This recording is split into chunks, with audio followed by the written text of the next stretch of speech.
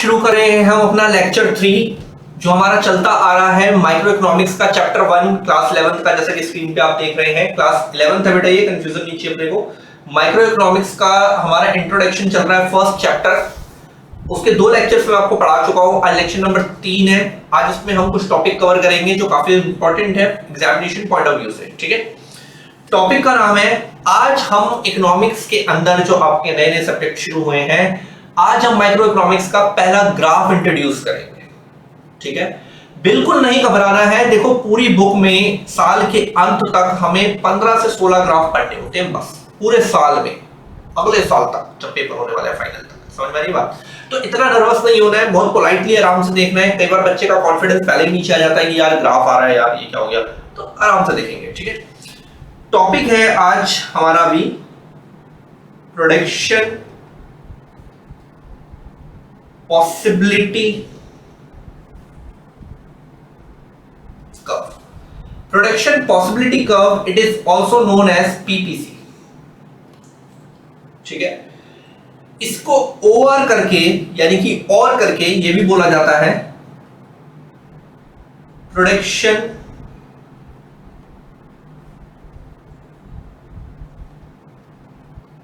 Possibility frontier.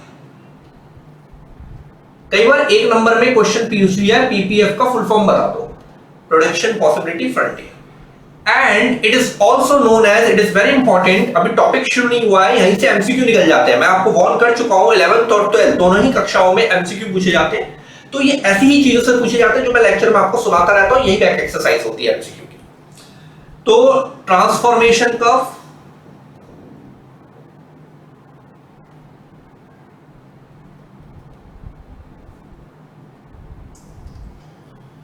ये हमें सीखना है कि what is the PPC, production possibility का। थोड़ा सा मेहनत ज्यादा होने वाली है इसको समझने के लिए, तो थोड़ा ध्यान से देखेंगे। अभी सिर्फ मैंने नाम बताया है कि इस लेक्चर में क्या टॉपिक चलने वाला है, production possibility curve, and it is also known as transformation curve. Definition यहां मैं बाद में लिखूंगा पीपीसी का। ठीक है, सबसे पहले मैं आपको यह बताना चाहूंगा कि पीपीसी का बनाने का मकसद क्या होता है। यह लिखा हुआ है production possibility curve. It is a possibility graph.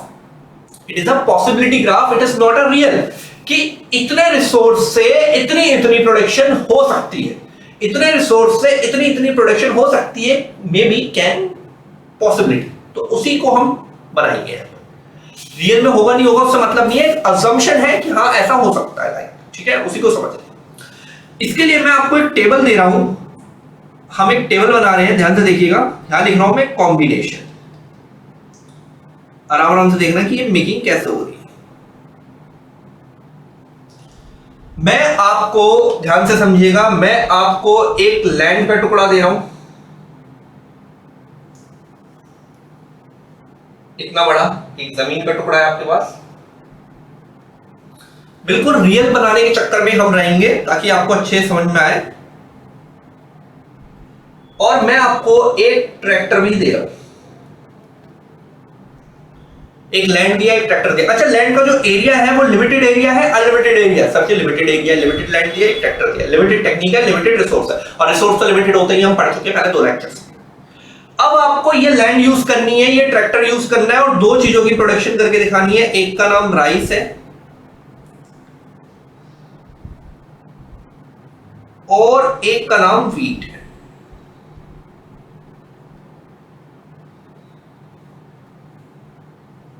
एक का नाम राइस है और एक का नाम व्हीट है। ठीक है, पहले आपने क्या करा कि इस जमीन पे एक भी राइस नहीं लगाया। पहले आपने इस जमीन पे एक भी राइस नहीं लगाया। पूरी जमीन पर जो आपने प्लांट्स लगाए हैं वो व्हीट के लगाए, पूरी जमीन पर। तो मान लेते हैं कि 100 केजी व्हीट हुआ, एक भी प्लांट नहीं है राइस का, मान के चलते हैं, और 100 केजी व्हीट हुआ। अब कुछ दिन बाद आपने क्या करा, ध्यान से समझिएगा, बहुत ध्यान से देखो, कॉम्प्लेक्स हो जाएगा, बहुत ध्यान से देखिएगा। इतने सेक्टर पर आपने राइस का प्लांटेशन करा और राइस हुआ मान लो 10 किलो। जब मैं पढ़ाता हूं ऑफलाइन में, बेटा बताओ व्हीट कितना होगा, हर बच्चे का रिप्लाई सर जी 90 किलो। सिंपल है ना? फिर क्या हुआ, कुछ दिन बाद और राइस बढ़ाया, अब राइस हो गया 20 केजी, अब वेट कितना होगा? अब बच्चा बोलता सर 80, नहीं, अब सुनो ध्यान से, अब सुनो ध्यान से, वेट होगा 70 किलो। सर कैसे? इस कैसे में मैं आऊंगा, कैसे पर मैं बिल्कुल आऊंगा। अब तक आप समझ चुके होंगे कि मैंने कभी भी बिना रीजन के कोई क्लास को आगे बढ़ाया ही नहीं। फिर मान लेते हैं कुछ दिनों बाद और एरिया बढ़ाया हमने राइस का, ठीक है जी, साइड में देखते जाना, जो आपका लैंड है उसमें राइस का एरिया बढ़ाते जा रहे हैं। 30 किलो राइस हो गया मान लो, अब वेट हो गए यहाँ 40। फिर कुछ दिनों बाद हमने और एरिया बढ़ाया राइस का, वेट हो गया 80। बच्चा कंफ्यूज, यार ये कैसे हुआ, पहला वाला तो ठीक था यार, है ना। अब देखो इस ट्रिक को समझो, ये बन गए हमारे पहले डिफरेंट डिफरेंट कॉम्बिनेशन। ये मीनिंग क्या समझाएगा हमें, वो बात की बात है, ठीक है। देखो पहली ट्रिक तो ये समझो, जब यहां 0 था या 100 था या 10 हुआ तो 100 में से 10 गया 90, फिर यहां 20 हुआ तो 90 में से 20 गया 70, फिर यहां 30 हुआ तो 70 से 30 गया 40, फिर यहां 40 हुआ तो 40 में से 40 गया 0। देखो दोबारा देखो स्क्रीन को, 10 था 10 हुआ तो 100 में से 10 गया 90, फिर यहां 20 हुआ तो 20 चला गया 90 में से, तो कितना बचेगा 70। एक तो इस टाइप में है, कैसे बनाया हमने, ठीक है, ये ट्रिक हो गई। अब इसमें एक चीज और समझनी है आपको, पहले वाली स्टेज को ध्यान से देखो, पहले वाली स्टेज को, 0 राइस है, वीट 100 है, 0 राइस है, वीट 100 है। अब अगर हम वीट 0 कर दें तो राइस कितना होना चाहिए इधर 100। अगर यहां 100 कर दूं मैं, सॉरी यहां 0 कर दूं तो यहां होना कितना चाहिए 100, पर एक्चुअल में जब यहां 0 हुआ तो यहां हुआ कितना 40। मेरा कहने का मतलब यह है कि पहली स्टेज में राइस 0 वीट 100, लास्ट स्टेज में वीट 0 तो राइस 100 नहीं 40। यार ये कैसे हुआ? इसलिए हुआ, आप जीवन में हमेशा सुनते आते हैं, हर एक लैंड हर एक फसल के लिए, हर एक क्रॉप के लिए सुइटेबल नहीं होता। हमारे टीचर ने हमें ऐसे ही सिखाया था कि बेटा हम हैं डफर, हम कर रहे हैं गलती, ये लैंड बहुत ज्यादा प्रोडक्टिव है, ये लैंड बहुत ज्यादा प्रोडक्टिव है वीट के लिए, और हम प्रोडक्शन किसकी बढ़ाई जा रहे हैं राइस की, और हम प्रोडक्शन किसकी बढ़ाई जा रहे हैं राइस की। इसलिए सैक्रिफाइसिंग रेशियो बढ़ता गया। देखो जरा, पहले 10 सैक्रिफाइस हुआ 100 से 90, फिर 90 से 70, 20 सैक्रिफाइस हुआ, फिर 30 सैक्रिफाइस हुआ, फिर 40 सैक्रिफाइस हुआ, क्योंकि हम जबरदस्ती लैंड जो है वो फेवरेबल है वीट के लिए, और हम प्रोडक्शन बढ़ा रहे हैं राइस की, तो हमारा सैक्रिफाइस बढ़ रहा है 10, 20, 30, 40। ये है पूरा टेबल का कॉन्सेप्ट। अब पहले मैं धीरे धीरे करके ये सब इरेज करूंगा, ये आपको समझाने के लिए था, तो टेबल को क्लीन करते हैं अच्छे से।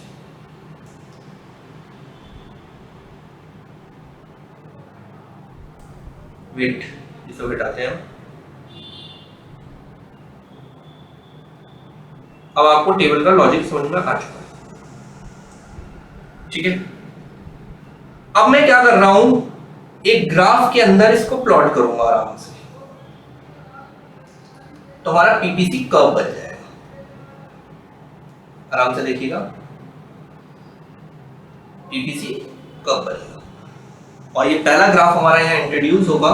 जिसको डिस्कंफर्ट हो तो प्लीज थोड़ा ध्यान से, पहला एलिमेंट राइस यहाँ जाएगा नीचे इन केजेस, प्लीज ध्यान से देखिएगा, ठीक है। पहला एलिमेंट यहाँ आ गया, वीट यहाँ पर आ जाएगा मेरे भाई,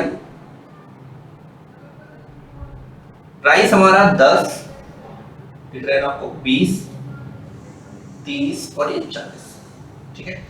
और वीट गया है हमारा 10, 20, 30, 40, 50, 60, 70, 80, 90, 100। अब मुझे बेटा पॉइंट्स लगाने हैं, बस मुझे क्या लगाने हैं पॉइंट्स। देखो 0 पे 100, 0 पे 100, तो राइस 0 वीट 100, ये रहा पॉइंट। अपने आप ग्राफ बनेगा 10, 90। अब देखते चलिए टेबल को, 20, 70, 30, 40 एंड 40, 0। सारे पॉइंट्स को आपस में मैच कर दिया। दिस इज कॉल्ड पीपीसी या PPF, production possibility frontier. Free hand आपको प्रैक्टिस होनी चाहिए, समथिंग लाइक दिस। पीपीसी बन चुका है, डायग्राम बन चुका है, ठीक है। टेबल का कॉन्सेप्ट समझ में आया, लैंड और ट्रैक्टर का कैसे यूज करा उसके बेसिस पे ये टेबल बनी है। अब मैं पीपीसी की एक अच्छी सी डेफिनेशन लिखने की कोशिश करूंगा, प्लीज अच्छे से देखिएगा पीपीसी का डेफिनेशन क्या बनेगा। Production possibility curve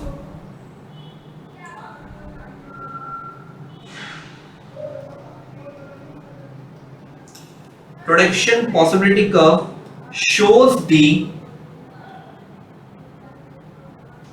different combination, देखो आप नीचे टेबल देखो, डिफरेंट कॉम्बिनेशन है टू कमोडिटीज के, एक राइस है और एक व्हीट है, एक राइस है और एक व्हीट है। आप एक्सपाई लेके भी कर सकते हो, मैंने रियल बनाने के लिए राइस और व्हीट लिया यार। तो मेरा तो यही है कि अगर आप मेरे लेक्चर से फॉलो कर रहे हैं तो आप इसी को रखें, सीधा लगाएं, मार्क्स मिल गए, टॉपिक खत्म। Production possibility curve shows the different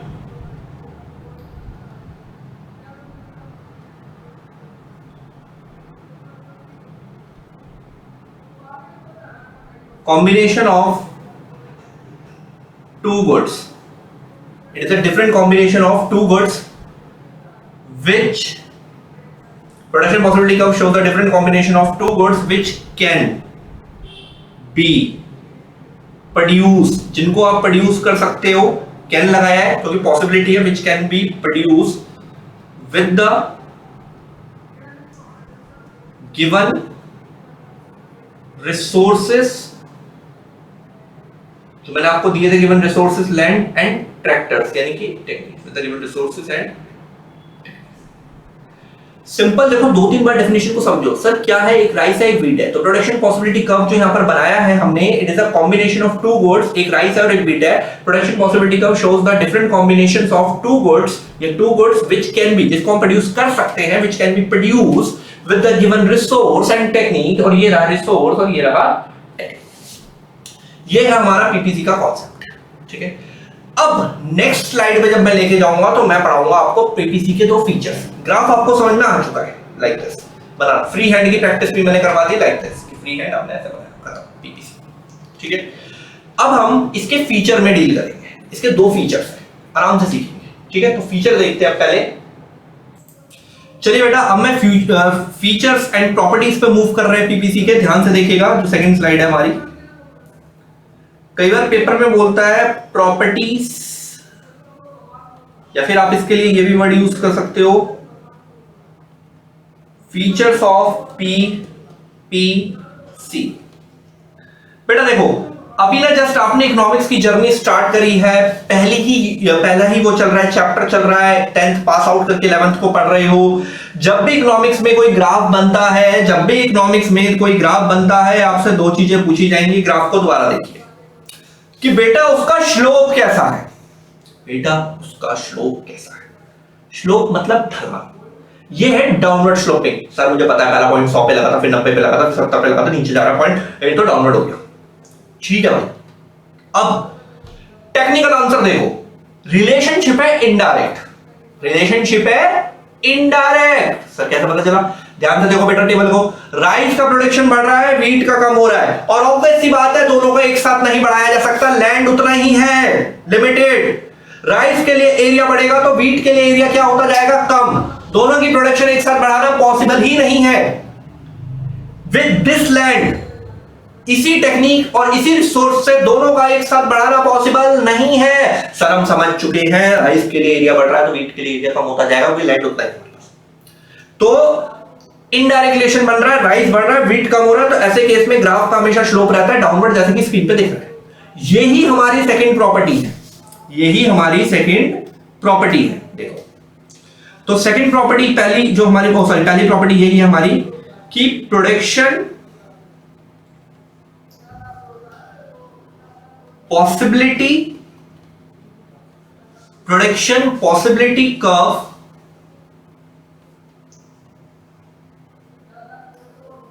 generally slopes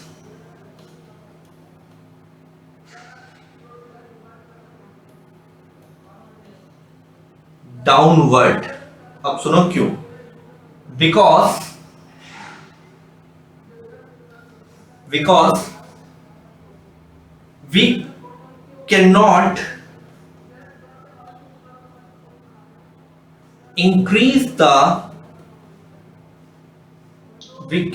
increase the production of both goods with the same, उसी resource, with the same resources and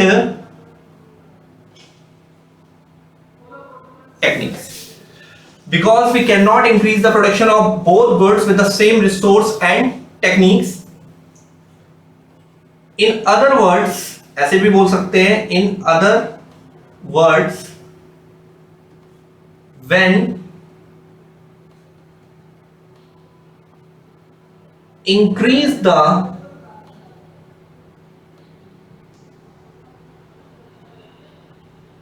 the production of one good, then decrease the production of rice का बड़ा wheat का कम, decrease the production of second good,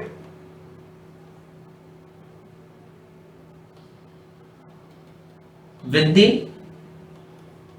same resource.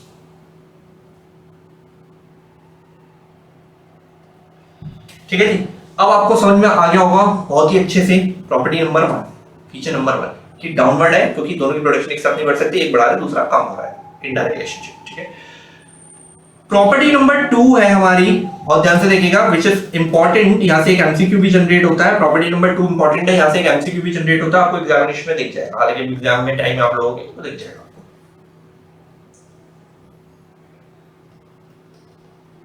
Production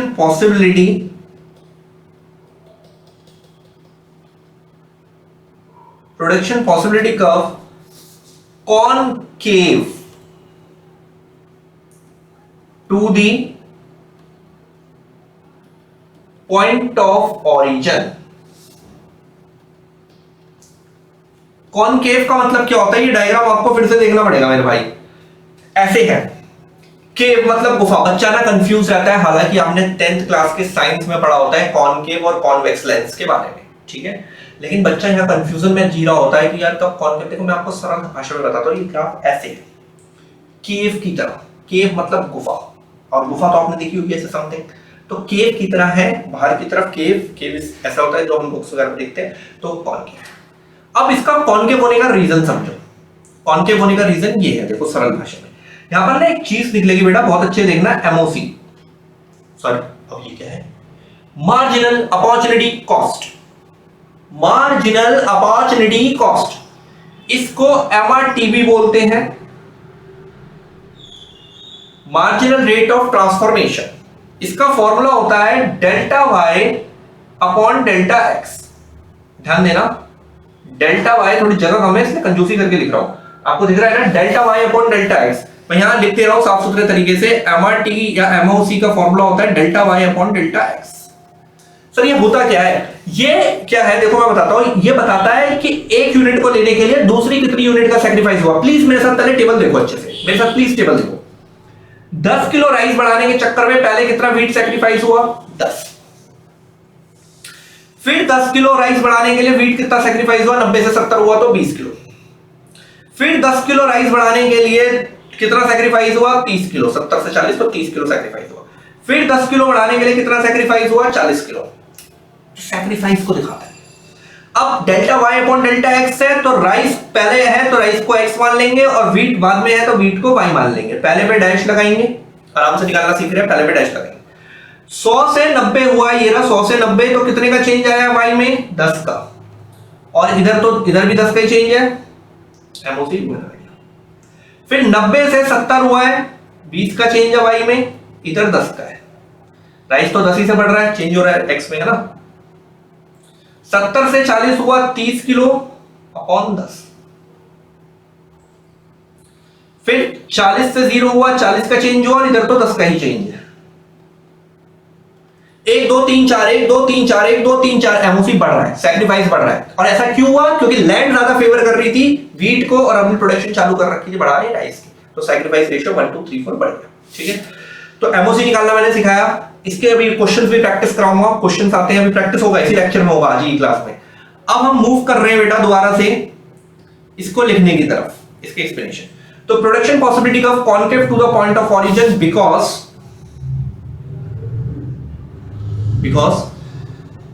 marginal rate of transformation, या oblique करके marginal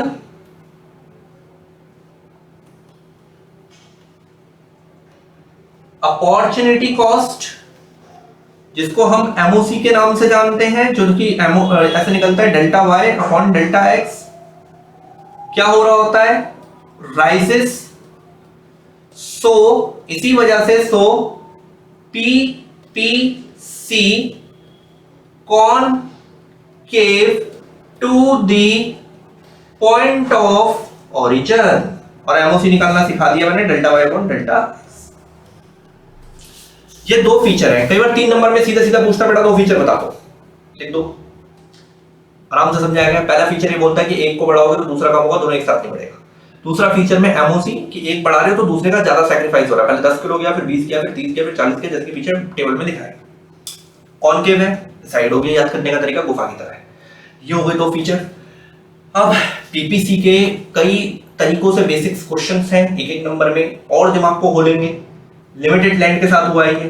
अब आगे बढ़ेंगे कि पीपीसी और क्या समझाता है। एक बार पीपीसी की डेफिनेशन को हम दोबारा कंसीडर करेंगे। It is a combination of 2 goods which can be produced with the given resource and techniques.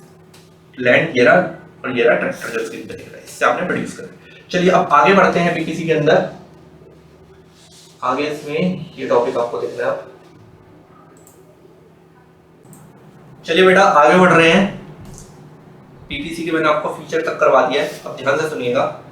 ये सब टॉपिक्स जो अब होंगे पीपीसी के रिगार्डिंग, ये 1 मार्कर होंगे। देन उसके बाद नेक्स्ट लेक्चर में मैं आपको इसके क्वेश्चंस वगैरह डील कराऊंगा, और बहुत अच्छे से देखिएगा कि आपको कंफर्ट जोन फील होना चाहिए। देखिए एक क्वेश्चन होता है शिफ्ट्स इन पीपीसी, दिमाग लगाना, what is the meaning it, ठीक है। क्या रिप्लाई बनेगा, कब क्या होगा। ये पीपीसी बनाया हमने फ्री हैंड। अब इतना हमें याद हो चुका है कि जैसे यहाँ पे राइस ले लिया, यहाँ पर वीट ले लिया, आप एक्स वाई भी ले सकते हैं, लेकिन मेरी आपको एडवाइस है कि आप लेक्चर में जैसे फॉलो हो रहा है वैसे रहे, एक वे बनाए, बस 1 वे बनाए, ठीक है। PPC is something like this, downward and concave to the point of origin. 2 feature हम पढ़ रहे हैं। Is it good? क्या बोला है क्वेश्चन में कि पीपीसी शिफ्ट हो रहा है, शिफ्ट हो रहा है, शिफ्ट शिफ्ट शिफ्ट शिफ्ट। या तो कोई भी चीज राइट में शिफ्ट होती है, या तो कोई भी चीज लेफ्ट में शिफ्ट होती है, या तो कोई भी चीज राइट में शिफ्ट होती है, या तो कोई भी चीज लेफ्ट में शिफ्ट होती है। अब क्या हुआ कि अचानक से मान लो, हमेशा नया ग्राफ इको में डॉट से बनता है, पीपीसी राइट में शिफ्ट हो गया। प्लीज रीड करें अच्छे से। तो आपको क्या दिख रहा है कि राइस का प्रोडक्शन पहले के कंपैरेटिवली क्या हो गया, बढ़ गया। दिख रहा है आपको स्क्रीन पे, राइट जा रहा है तो राइस का प्रोडक्शन बढ़ गया, और वीट का भी पहले के मुकाबले क्या हो गया, बढ़ गया। पहले इतना होता था, अब ऊपर चला गया, दोनों का बढ़ गया। सर लेकिन हमने तो पढ़ा है दोनों का एक साथ बढ़ ही नहीं सकता। एग्जैक्टली, अब राइट में जा रहा है, दोनों का बढ़ रहा है, तो मतलब जो लैंड दी थी मैंने आपको, आज और जमीन लाकर दी होगी।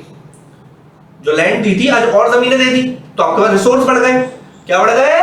रिसोर्स। तो ग्राफ जब राइट में जाता है तो इसका मतलब ये होता है राइटवर्ड शिफ्ट हो रहा है, दोनों का प्रोडक्शन बढ़ रहा है राइटवर्ड शिफ्ट पे। तो इसका रीजन है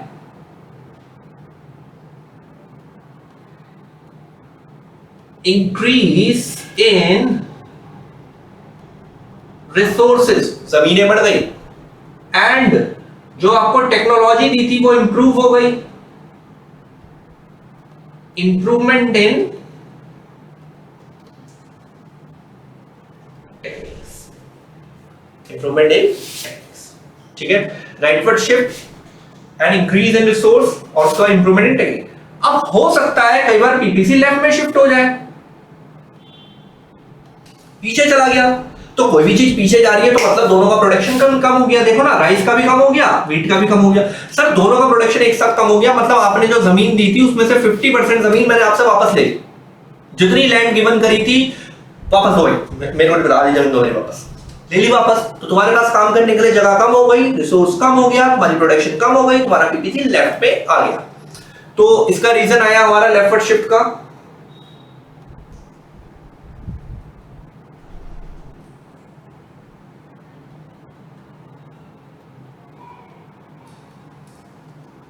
इसका रीजन बनेगा मेरे भाई,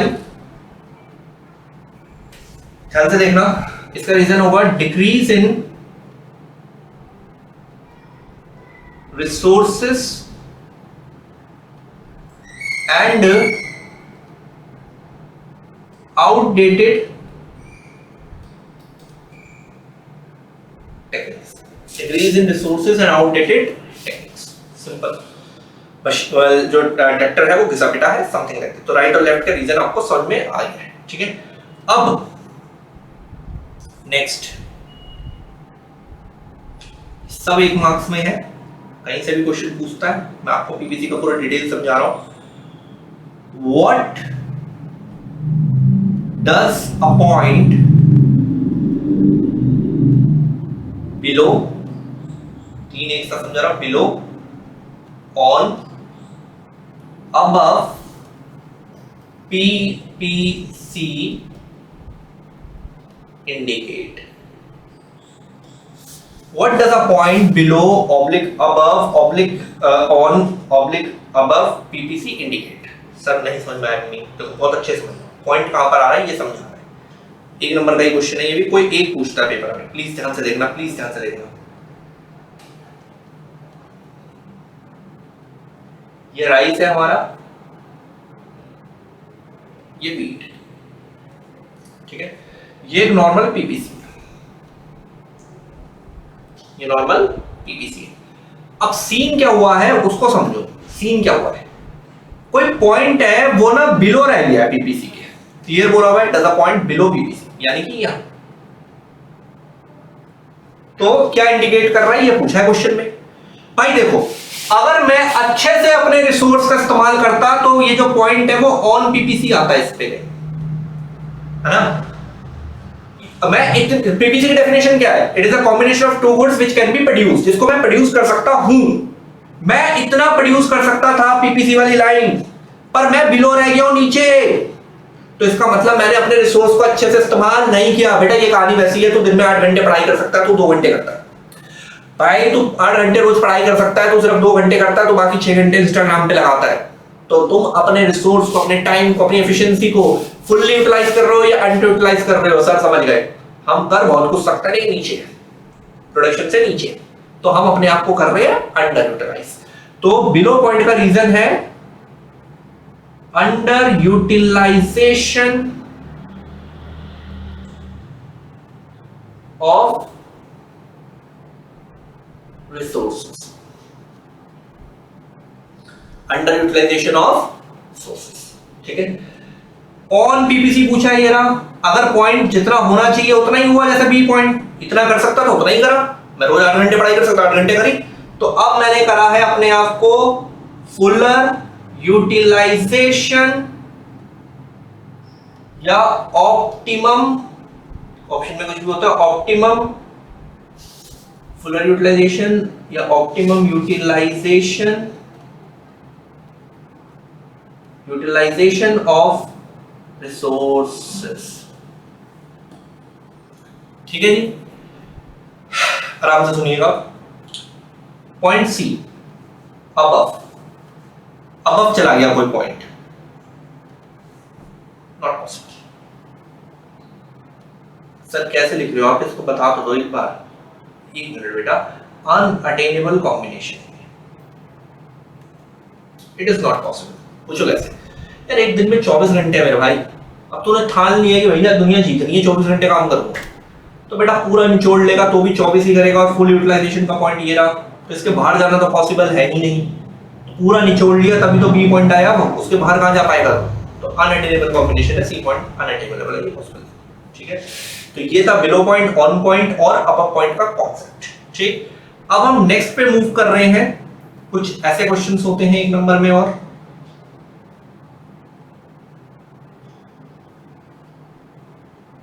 बहुत अच्छे से देखिएगा, कई बार ऐसे पूछता है वो, बहुत अच्छे से देखना बेटा, बहुत ही अच्छे से। ड्रॉ अ पीपीसी, मैं 2 बता रहा हूं, उसके बाद आप समझ जाएंगे। Draw a PPC when resources are increased for X commodity, कुछ भी बोल सकता है, मैं 2 बता रहा हूं, उसके बाद आपका दिमाग खुल जाएगा। फिर एक और बता रहा हूं, draw a PPC when resources are decrease, या फिर एक और बात बोल सकता है वो, resource decrease या techniques are outdated for y goods। Question के आगे क्लियर मेंशन है ड्रॉ। ड्रॉ मतलब ग्राफ बना के दिखाओ सिचुएशन का। हमें नॉर्मल पीपीसी बनाना आता है, हम पहले को टैकल कर रहे हैं, हमें नॉर्मल पीपीसी बनाना आता है। यहाँ पे एक्स कमोडिटी हो जाएगा राइस, ठीक है, यहाँ पे वाई कमोडिटी हो जाएगा जैसे कि व्हीट। ये हमारा एक नॉर्मल पीपीसी है। बेटा एक बात बता, क्वेश्चन को पढ़, draw a PPC when resource जो है वो क्या हो गए हैं, बढ़ गए हैं। लेकिन रिसोर्स बढ़ता है तो प्रोडक्शन क्या होता है, बढ़ता है। पीछे से बढ़ते हुए आ रहे हैं, रिसोर्स बढ़ेगा तो प्रोडक्शन बढ़ेगा। लेकिन रिसोर्स जो बढ़े हैं वो कौन सी कमोडिटी के लिए बढ़े हैं बेटा, एक्स के लिए। रिसोर्स किसके लिए बढ़े हैं, एक्स के लिए। तो प्रोडक्शन भी किसकी बढ़ेगी, एक्स की। अगर रिसोर्स एक्स के लिए बढ़े हैं तो प्रोडक्शन भी किसके लिए बढ़ेगी, एक्स की। तो y अपनी जगह पे रहेगा पॉइंट, नया ग्राफ हमेशा डॉट लाइन से x का प्रोडक्शन बढ़ गया, देखो बन गया ग्राफ का, तो बोला था ड्रॉ हो गया भैया। चलो, अरे सर इतना सा, हाँ भाई x का प्रोडक्शन बढ़ा होगा कि x के रिसोर्स बढ़े, y अपनी जगह पे स्टेबल रहा। ठीक, ऐसे ही क्वेश्चन नंबर 2 देख रहे हैं।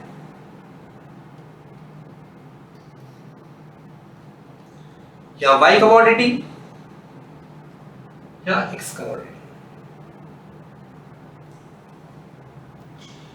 अब उसने बोला है रिसोर्स जो है वो डिक्लाइन हो गए, टेक्निक्स आउटडेटेड हो गई हैं। किसके लिए हो गई हैं, वाई के लिए।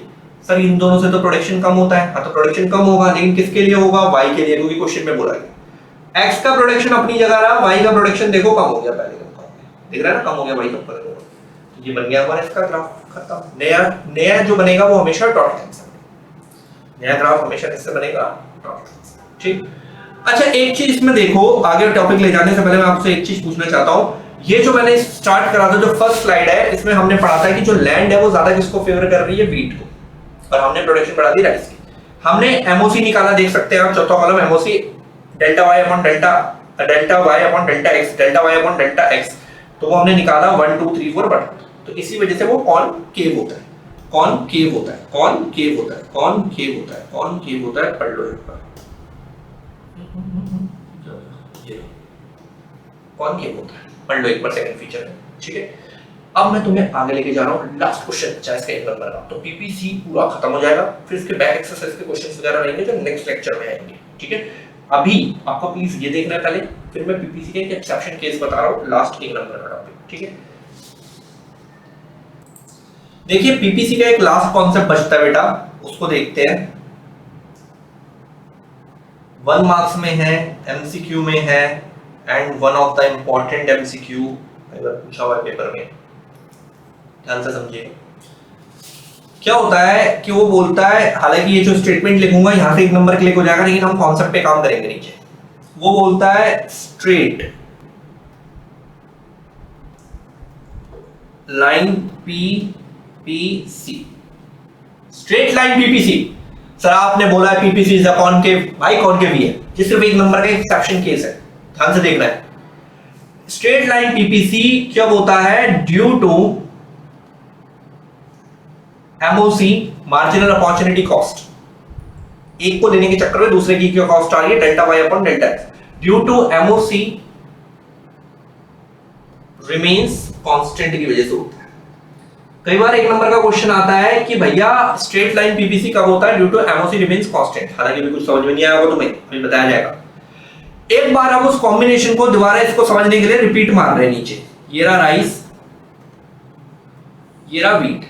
लेकिन कहानी में ट्विस्ट ये है, मैंने आपको 2-3 बार समझाया इस लेक्चर के अंदर, कि कहानी में ट्विस्ट ये है कि पहले जो लैंड थी वो ज्यादा फेवर किसको कर रही थी, व्हीट को।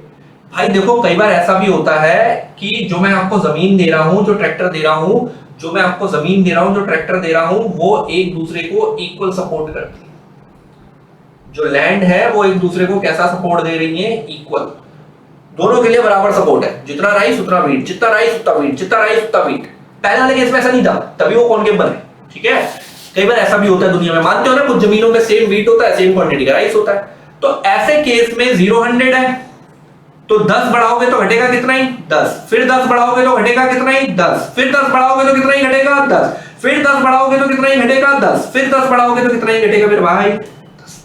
हाँ सर समझ गया, क्योंकि इस बार जब हम स्ट्रेट लाइन की बात करते हैं तो जो हमारा रिसोर्स है, जो हमारी लैंड है, वो दोनों को कैसा सपोर्ट दे रही है, इक्वल। तो जितना बढ़ाएंगे उतना ही घटेगा।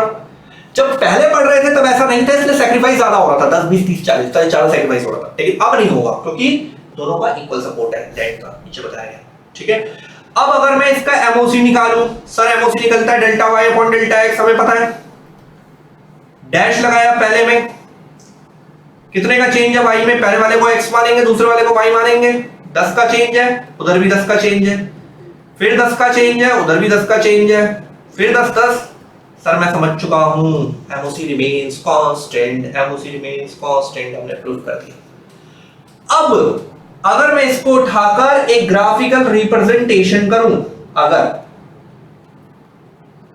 अगर मैं उठाकर इसको एक ग्राफिकल रिप्रेजेंटेशन करूं, सिर्फ एक नंबर का क्वेश्चन नहीं है, तो मेरे भाई स्ट्रेट लाइन बनेगा। आप करके देख सकते हैं, सिर्फ एक नंबर का आता है। ठीक है, पॉइंट पॉइंट सब स्ट्रेट लाइन बनेगा इस बार।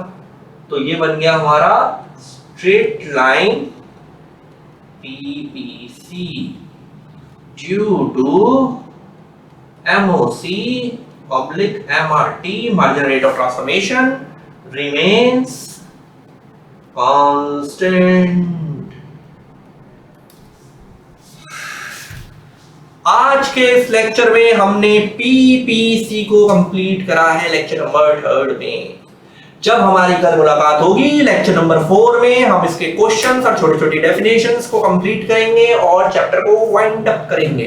ठीक है, और अगर हमें और अच्छे से करना है तो हम एक लेक्चर 5 भी लाएंगे जिसमें हम बैक एक्सरसाइज करेंगे। तब तक आप अच्छे से इसको रिपीट करके रखें, रिवाइज करके रखें, बेस को स्ट्रॉन्ग बनाएं, तो फिर हम लेक्चर 5 में एमसीक्यू करेंगे। कल लेक्चर नंबर 4 में हम पीपीसी के कुछ क्वेश्चंस करेंगे, अपॉर्चुनिटी कॉस्ट का डेफिनेशन करेंगे, स्कैरसिटी का डेफिनेशन करेंगे। ये सब करने के बाद अच्छे से कुछ और पीपीसी के क्वेश्चंस वगैरह समझाए जाएंगे। पीपीसी को एक बार जरूर रिवाइज करें लेक्चर नंबर 3 को। देन लेक्चर नंबर 5 लेकर आएंगे, हम उसमें 20 to 25 एमसीक्यू टैकल करेंगे। देन ये चैप्टर फुल्ली वाइंड अप हो जाएगा और 4 नंबर के लिए ट्रेन हो जाएंगे। चलिए तब तक के लिए गुड बाय, मिलते हैं नेक्स्ट में।